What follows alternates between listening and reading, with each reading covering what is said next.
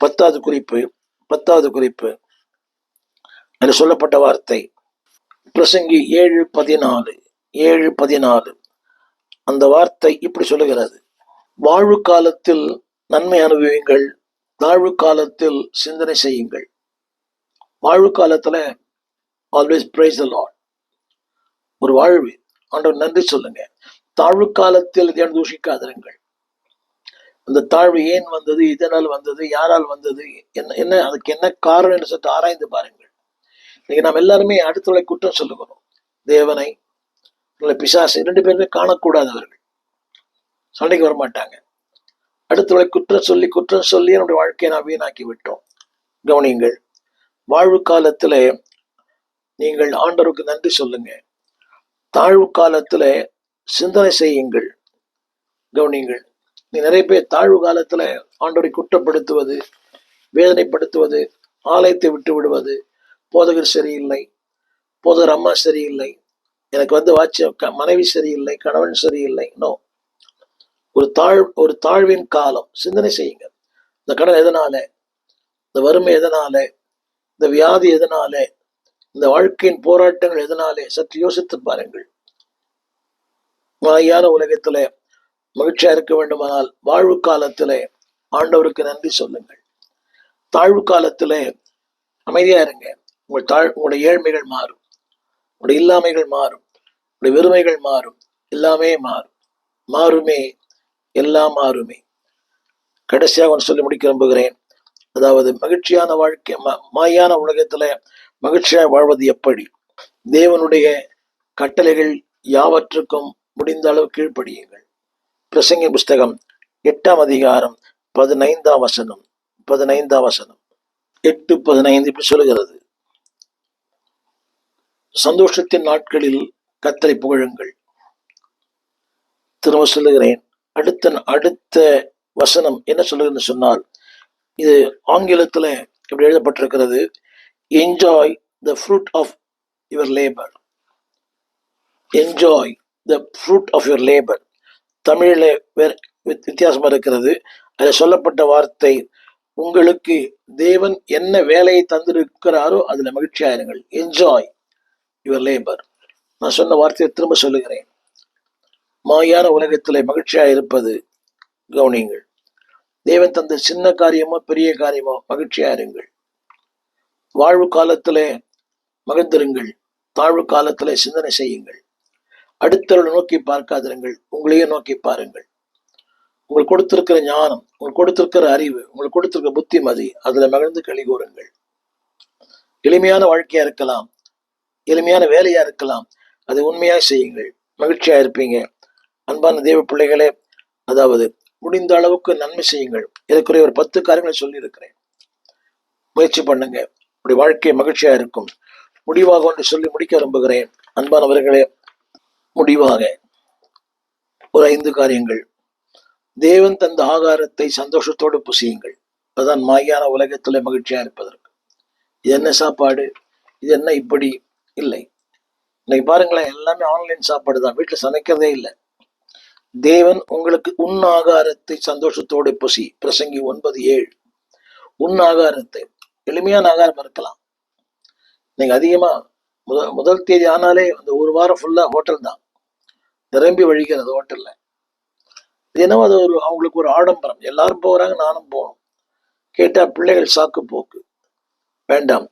தேவன் தந்த ஆகாரத்தை, எந்த ஆகாரம் தேவன் தந்திருக்கிறா சந்தோஷத்தோட புசியுங்க.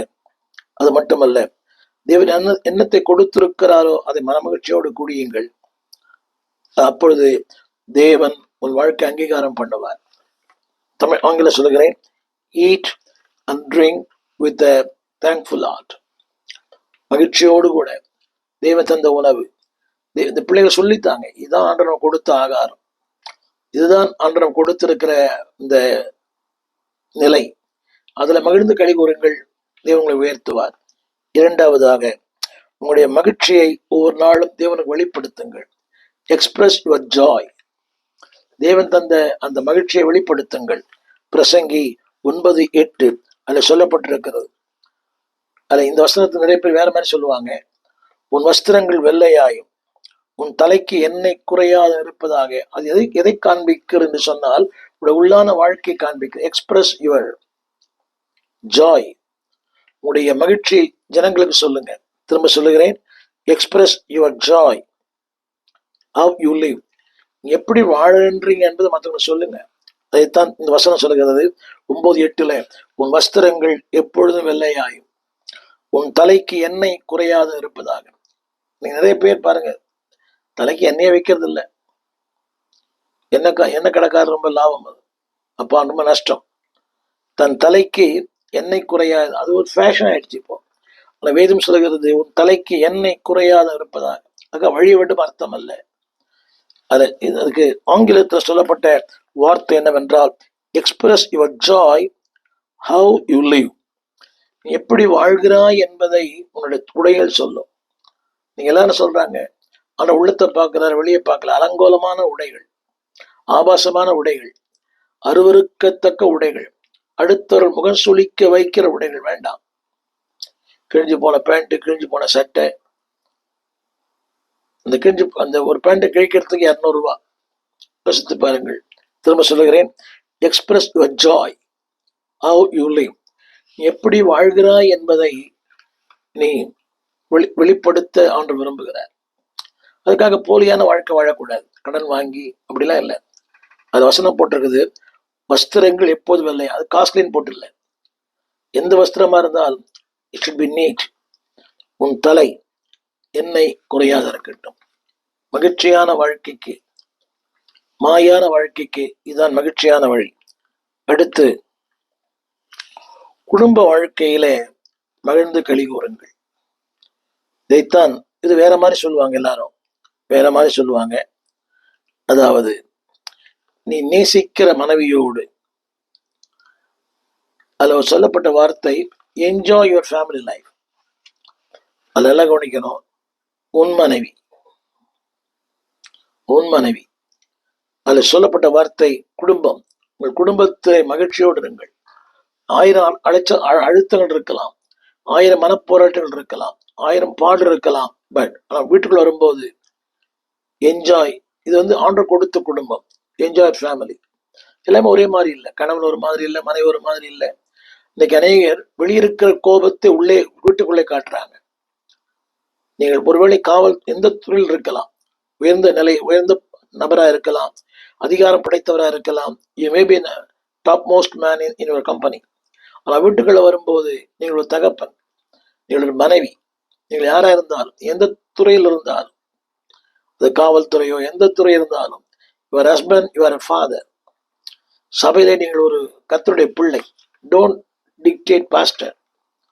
திரும்ப சொல்லுகிறேன், நீ எந்த துறை சார்ந்தா இருந்தாலும் அந்த உங்கள் தேவன் தந்த குடும்பத்துல மகிழ்ச்சியா இருங்க. இதில் நீங்கள் மகிழ்ச்சியா இல்லாவிட்டால் உங்கள் பதவியும் உங்கள் மேன்மையும் உங்கள் அந்தஸ்து வீணானது. இதைத்தான் வேதம் சொல்லுகிறது, நிலையில்லாத இந்த உலகம். ஆனால் இருக்கிற நாட்களில என்ஜாய் வித் யுவர் ஃபேமிலி. குடும்பத்தோடு கூட மகிழ்ச்சியா இருங்கள். ஏழ்மை இருக்கலாம், வறுமை இருக்கலாம். வீட்டுக்குள்ள வந்தவுடனே கவலைகள் மாறும். குழல் நிதி ஆழ நிதி என்பார் தம்மக்கள் மழலை சொல் கேளாதான். அவ்வளவு மன அழுத்தங்கள் வீட்டுக்குள்ள வந்தவொடனே சில பேருக்கு மன அழுத்தம் மாறுது. சில பேருக்கு வீட்டுக்குள்ள வந்தாதான் மன அழுத்தங்களே வருது. அதுக்கு முடிஞ்ச அளவுக்கு மாற்றம் முயற்சி பண்ணுங்கள். தேவன் பொறுப்பு அல்ல. வீட்டுக்குள்ள வந்தாலே ஒரு அதற்கேற்ற மனைவி அமையணும். வரும்போதே செருப்பை காட்டுற முன்னால செய்தி சொல்றாங்க இல்லையா, அப்படி இல்லை. வரும்போதே புலம்பல், அது இல்லை, இது இல்லை, இது இல்லை. எப்படி அந்த ஐயா வீட்டுக்கு வருவார்? அன்பான சகோதரிகளே, முடிந்த அளவுக்கு உங்கள் குடும்ப வாழ்க்கை, அது உங்கள் கணவரா இருக்கலாம், பிள்ளைகளா இருக்கலாம். அன்பான கணவன்மார்களே, முடிந்த அளவுக்கு நிலையில்லாத வாழ்க்கை, as long as you live, enjoy the life with your family. மகிழ்ச்சியான குடும்ப வாழ்க்கை நடத்த நீங்கள் முயற்சி பண்ணுங்கள், விரும்புங்கள். தேவன் கிருபை தருவார். மாயான உலகத்துல மகிழ்ச்சியாய் வாழ்வதற்கு இது வழி. 4வதாக, பிரசங்கி 11:9. அது சொல்லப்பட்ட வாழ்க்கை என்னவென்றால், வாழ்க்கையில் எதற்கு முன்னுரிமை தர வேண்டும் அதற்கு முன்னுரிமை தாருங்கள், வாழ்க்கை மகிழ்ச்சியா இருக்கும். திரும்ப சொல்லுகிறேன், வாழ்க்கையில் எதற்கு முன்னுரிமை தர வேண்டுமோ அதற்கு முன்னுரிமை தாருங்கள், வாழ்க்கை மகிழ்ச்சியா இருக்கும். எனவேதான் இந்த வார்த்தை சொல்லப்பட்டது. இளமையில் அது நல்ல பருவம். Youth is vanity, with Christ is a reality. இளமை என்பது மாயை, ஆனால் இயேசுவோடு கூட அது அந்த மாயை மெய்யாய் மாற முடியும்.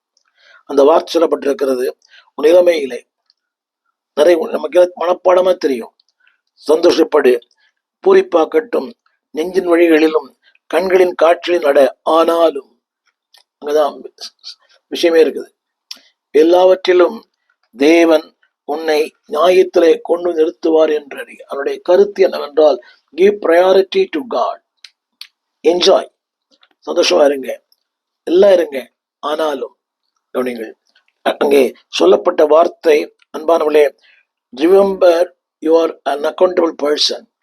நீங்களும் நானும் கணக்கு கொடுக்க வேண்டும் என்பதை மறந்துவிட வேண்டாம். You are accountable person. நான் கணக்கு கொடுக்க வேண்டும். எனவே தான் வேதம் சொல்லுகிறது, அவன் நன்மைக்காயும் தீமைக்காயும் தக்க பலன் அடைவோம் என்று நியாயாசனம் நிற்கும் என்று அறியீர்களா? எல்லாரும் கணக்கு. எவ்வளவு பெரிய மெகா பாஸ்டர் இருந்தாலும் இஸ் அக்கௌண்டபிள். ஒரு கிராமத்து ஊழியன் அக்கௌண்டபிள். நீங்களும் நானும் கணக்கு கொடுக்கணும். ஒரு ஸ்தாபனத்துக்கு கணக்கு கொடுக்கிறோமோ இல்லையோ, சபையார் கணக்கு கொடுக்கிறோமோ இல்லையோ, வானத்தையும் பூமியும் படைத்த தெய்வத்துக்கு நாம் கணக்கு கொடுக்க வேண்டும். Your accountable. அந்த எண்ணத்தோடு வாழுங்கள், வாழ்க்கை மகிழ்ச்சியா இருக்கும். பிரசங்கி 12:1, உங்கள் சிருஷ்டிகரை மறவாதிருங்கள். Don't forget the creator. தந்தவரை மறவாதிருங்கள். இன்னைக்கு நிறைய பேர் தந்தவரை மறந்து போகிறார்கள், தந்தவைகளையோ பெரிதுபடுத்துகிறார்கள். இல்லை, தந்தவரை மறவாதிருங்கள். மறவாது ஆண்டவரை. ஆங்கிலத்தில் பயன்படுத்தப்பட்ட வார்த்தை ரிமெம்பர் யுவர் கிரியேட்டர். உங்களை படைத்தவரை, உருவாக்கினவரை, ஜீவன் தந்தவரை மறக்க வேண்டாம். வாழ்வு தந்தவரை பாடுங்கள், வாழ்வு தந்தவரை துதியுங்கள், வாழ்வு தந்தவரை மகிமைப்படுத்துங்கள், வாழ்வு தந்தவரை உயர்த்துங்கள். ஏதான் எல்லாம் தெரிந்த வசனம், உன் வாலிப பிராயத்திலே உன் சிருஷ்டிகரை நினை. ரிமெம்பர். அவனுடைய கருப்பொருள் என்னவென்றால், அன்பானவர்களே, அந்த கருப்பொருள் இன்றைக்கு வாலிபம், நாளைக்கு வயோதிபம். நாட்கள் ஓடிக்கொண்டே இருக்கிறது. கால சக்கரம் வேகமாய் சொல்லுகிறது. Remember in your youth. இப்ப நினைக்காம பின்னால நினைச்ச பிறகு அர்த்தமே இல்லை. கண் கெட்ட பிறகு சூரிய நமஸ்காரம் இல்லை. நிறைய பேர் அவருடைய சாரெல்லாம் உலகத்துக்கு, சக்கை ஆண்டவருக்கு. 60 ஆண்டுகள் உலகத்துல ரிட்டையர் ஆன பிறகு ஊழியம். அன்பானவர்களை நான் குற்றப்படுத்தவில்லை, இது சரியா என்று யோசித்து பாருங்கள். உங்கள் அறிவு பலன் எல்லாம் உலகத்துக்கு செலவழிச்சிட்டீங்க. ஆனா கடைசி காலத்துல ஊழியம் செய்ய வேண்டும் என்ற ஒரு ஆவல். பரவாயில்லை, ஆனால் சரி யோசித்து பார்த்திருங்கள். இளமை காலத்துல அந்த வசனம் இப்படி சொல்கிறது, உன் வாலிப பிராயத்தில் தீங்கு நாட்கள் வராதற்கு முன்னும். அப்படின்னா என்ன தெரியுமா? The evil day will come in your life. கட்டாயம் வரும். வியாதி, வறுமை, முதுமை, தனித்து விடப்பட்ட வாழ்க்கை, கேட்பாரற்ற வாழ்க்கை, கவனிப்பு இல்லாத ஒரு வாழ்க்கை. அதான் தீங்கு நாட்கள். சிந்திக்க முடியவில்லை, பேச முடியவில்லை, ஆகாரம் உட்கொள்ள முடியவில்லை. வேதம் சொல்லுகிறது, அவைகள் வராதற்கு முன்னே கவனிங்கள். Remember your youth. உடைய நாட்களை ஆண்டவருக்கு என்று யோசித்து பார்த்து பயன்படுத்துங்கள். முடிவாக என்று சொல்ல விரும்புகிறேன். பிரசங்கி 12ஆம் அதிகாரம் 13ஆம் வசனம், 12-13. முடிந்த அளவுக்கு தேவனுடைய கற்பனைகளை கை கொள்ளுங்கள். obey the word, learn the word, lean on the word, live in the word. வார்த்தையை கற்றுக்கொள்ளுங்கள், வார்த்தையை சார்ந்து கொள்ளுங்கள், வார்த்தையிலே வாழுங்கள். learn. 2வது lean. 3வது live. வாழுங்கள். கவனிங்க, தேவனுக்கு பயந்து உடைய கற்பனை எல்லாவற்றையும் கற்றுக்கொள்ளுங்கள். அப்படி செய்யும் போது அன்பானவர்களே, இதைத்தான் தேவன் எபிரேயர் 1:1 அன்னைக்கு சாலமோன்ல மாத்திரமல்ல, இன்றைக்கு அதான் பேசிக் கொண்டிருக்கிறார். எபிரேயர் 1:1 பூர்வ நாட்களிலே பங்கு பங்காக வகை வகையாக பிதாக்களுக்கு திருவுளம் பற்றின தேவன் இந்த கடைசி காலத்துல குமாரன் மூலமாய் திருவுளம் பற்றுகிறார். இது பிரசங்கியின் வார்த்தை மட்டுமல்ல, தேவனுடைய வார்த்தை.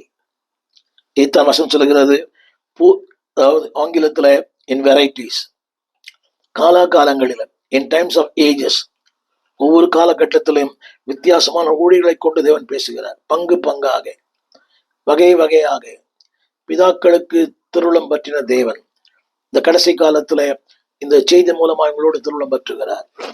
அர்ப்பணிப்பீர்களா? அன்பானவர்களே, கவனியுங்கள். நாட்கள் கொடிதாய் மாறிடும் முன் காலத்தை ஆதாயம் செய்வோம். ஆண்டவர் உங்களை வைத்திருக்கிற மேன்மை, இதைத்தான் வேதம் சொல்லுகிறது. எபிரேயர் 1:4. அதாவது, தேவதூதரை பார்க்கிலும் எவ்வளவு விசேஷித்த நாமத்தை சுதந்திரித்துக் கொண்டாரோ அவர் அவ்வளவு அதிகமாய் அவர் மேன்மை உள்ளவர், உங்களை மேன்மைப்படுத்துகிறவர். என்னை கேட்டுக்கொண்டிருக்க அன்பான தேவ பிள்ளையே, திரும்ப திரும்ப இந்த கடைசி நாட்களிலே அவரோடு பேசுகிறார். மாயான உலகத்துல மகிழ்ச்சியாய் வாழ்வது எப்படி? சிலருக்கு போலி மகிழ்ச்சி, உண்மையான மகிழ்ச்சி. சிலருக்கு ஆணவ சிரிப்பு, சிலருக்கு அர்த்தமுள்ள சிரிப்பு. உங்கள் வாழ்க்கை அர்த்தமுள்ளதாய், தேவன் பிரியப்படுகிறவராய், தன் பார்வைக்கு நல்லவனாய் இருக்கிறவன் வசமாய், தேவனுடைய பார்வைக்கு நல்லவனாயிருங்கள். Don't try to please others, try to please God. அடுத்தவர்களை மகிழ்ச்சியாக்க விரும்பாதீங்க, கர்த்தரை மகிழ்ச்சியாக்குங்க. அடுத்தவருக்கு நல்லவனா இருக்க விரும்பாதீங்க, கர்த்தருக்கு நல்லவனா இருங்க, தேவனுக்கு நல்லவனா இருங்க. அப்படி இருக்கும்போது வேதம் சொல்லுகிறது, அன்பானவர்களே, எபிரேயர் 1:4, அவர் மேன்மை உள்ளவர், உங்களை மேன்மையாய் உயர்த்துவார். அவர் உயர்த்தப்பட்டவர், உங்களையும் உயர்த்துவார். அவர் எபிரேயர் 1:3 தேவனுடைய மகத்துவமான வலது பாசத்தில் உட்கார்ந்தார், உங்களை உட்கார செய்வார்.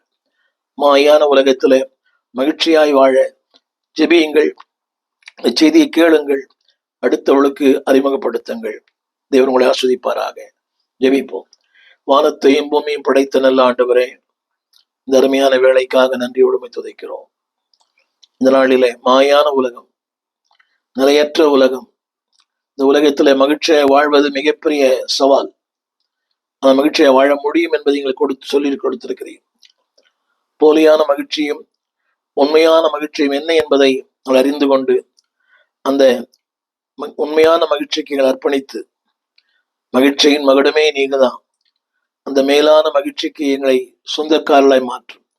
நாங்கள் மகிழ, அடுத்த மகிழச் செய்கிற அப்படிப்பட்ட வாழ்க்கை எங்களுக்கு தாரும். உடைய அன்பின் கரங்களிலே தாழ்த்துகிறோம். ஆண்டவர் இயேசுவின் நாமத்தில் நல்ல பிதாவே, ஆமேன். அன்பானவர்களே, மகிழ்ச்சியாயிருங்கள், அடுத்தவர்களை மகிழ்ச்சியாக்குங்கள். God bless you. எங்கள் விலாசம்: போதகர் ஸ்டீஃபன் தேவகுமார், திறந்த வாசல் சபை, நம்பர் 65, பரமானந்த தெரு, 7 கிணறு, சென்னை 600001. தொடர்புக்கு 9841839287. மேலும் 044-4318-3330. எங்கள் மின்னஞ்சல் stephenopendor@gmail.com. எங்கள் தேவ செய்திகளை யூடியூப் சேனலில் பார்த்து பயனடையுங்கள். தேவன் உங்களை ஆசீர்வதிப்பாராக.